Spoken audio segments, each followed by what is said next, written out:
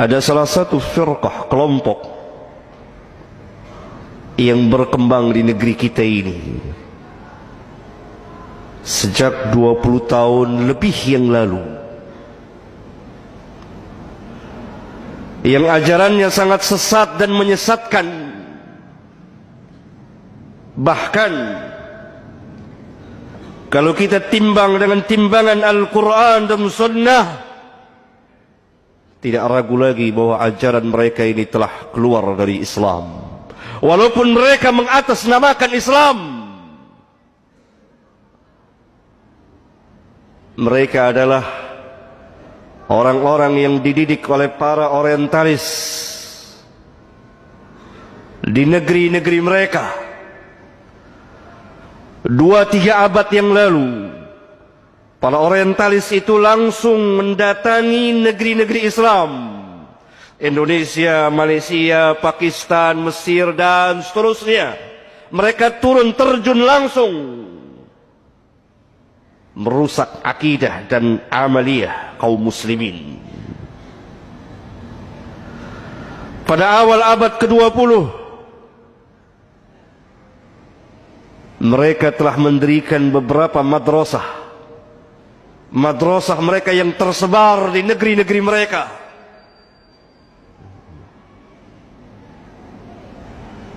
Kemudian mereka mengundang abnaul Islam, anak-anak Islam ini, untuk belajar ke negeri-negeri mereka.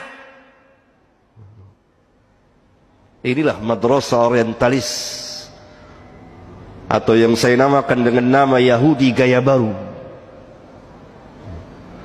Selesai mereka menamatkan pelajaran, mereka belajar tentang Islam biza'mihim, menurut persangkaan mereka. Kemudian mereka pulang ke negeri-negeri mereka, mengajarkan Islam kepada kaum muslimin yang tidak pernah kita dengar dari bapak dan kakek kita, tidak pernah kita dengar dari Al-Quran dan Sunnah Rasulullah Sallallahu Alaihi Wasallam. Terus berkembang. Mereka pun membuat perguruan, madrasah-madrasah kecil di negeri-negeri kaum muslimin. Apa inti ajaran mereka? Dan ini tersebar di sebagian perguruan Islam.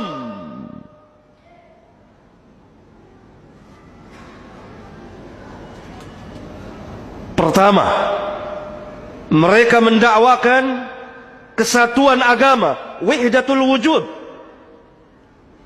wahdatul adyan, kesatuan agama. Semua agama adalah sama, tujuannya adalah satu kepadanya. Tidak ada perbedaan antara Islam, Kristen, Yahudi, Konghucu, Buddha, Hindu. Sama semuanya, semuanya berada dalam kebenaran. Ini ajaran yang sangat berbahaya, merusak dan membatalkan dan menghancurkan akidah seorang muslim, di mana Rabbuna telah tegaskan tadi, inna ad-dina 'inda Allahil Islam. Tidak ada agama yang sah di sisi Allah kecuali Islam. Wa raditu lakumul Islam dina, dan aku redha Islam sebagai agama bagimu. Wa may yabtaghi ghairal Islam dinan fala yuqbala minhu wa huwa fil akhirati minal khasirin. Barang siapa yang mencari selain dari Islam, maka tidak akan diterima agamanya dan dia termasuk orang yang rugi nanti di akhirat. Berkembang ajaran ini sejak kurang lebih 20 tahun yang lalu di negeri ini, dengan sejumlah tokoh-tokohnya. Kemudian sekarang mereka telah mempunyai anak cucu dan mengembangkan lagi ajarannya, wahdatul adyan, kesatuan keagamaan ini. Yang kedua, dari inti ajaran mereka, memasukkan keraguan ke hati kaum muslimin untuk meragukan kebenaran Islam, meragukan kebenaran Al-Quran, meragukan kebenaran Sunnah, meragukan kebenaran dakwah para sahabat ridwanullah alaihim jami'an, mencaci maki para ulama kita dari generasi ke generasi, sampai Al-Imam Asy-Syafi'i pun tidak luput dari caci maki mereka. Padahal Rabbuna telah menegaskan kepada kita, al-haqqu min rabbika fala takunanna minal mumtarin. Yang hak itu dari Rabbmu, maka jangan sekali-kali engkau menjadi orang yang ragu.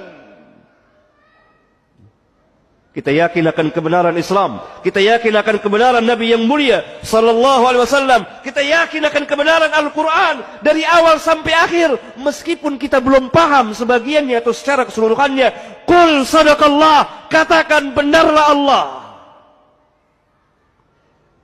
Sebagaimana Nabi yang mulia pernah bersabda, "Ma kharaja minni illa haqqun." Tidak keluar dariku melainkan kebenaran, yang adalah kebenaran di atas kebenaran. Mereka memasukkan sedikit demi sedikit keraguan demi keraguan di dalam hati, tashkik di dalam hati seorang mukmin. Padahal kalau kita membaca Al-Quran, di awal-awal Quran, di awal surat Al-Baqarah, Allah berfirman, Alif Lam Mim, dzalikal kitabu la raiba fihi hudan lil muttaqin. Alif Lam Mim, kitab ini la raiba fihi, tidak ada satupun keraguan, tidak dimasuki satupun tuduhan, tidak ada keraguan akan kebenarannya, tidak ada keraguan bahwa Al-Quran adalah kalamullah, tidak ada keraguan bahwa Muhammad sallallahu alaihi wasallam adalah utusan Allah tabaraka wa taala. Yang ketiga, inti dari ajaran mereka mencampur adukan antara yang hak dan yang batil. Ini adalah asas daripada ajaran Yahudi. Karena itu Allah menegur di kitabnya beberapa kali, ya ahlal kitab, lima talbisul haqqa bil batili wa taktumul haqqa wa antum ta'lamun. Wahai ahlul kitab, kenapa kamu mencampurkan yang hak dengan yang batil dan kamu sembunyikan kebenaran padahal kamu tahu?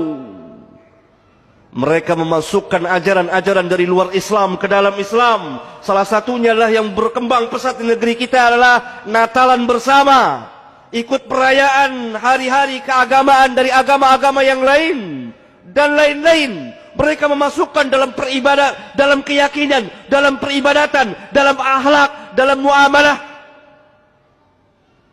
Lihat cara bermuamalah kita, penuh dengan yang haram. Lihat bank-bank konvensional yang ada ini adalah bank-bank ribawiyah.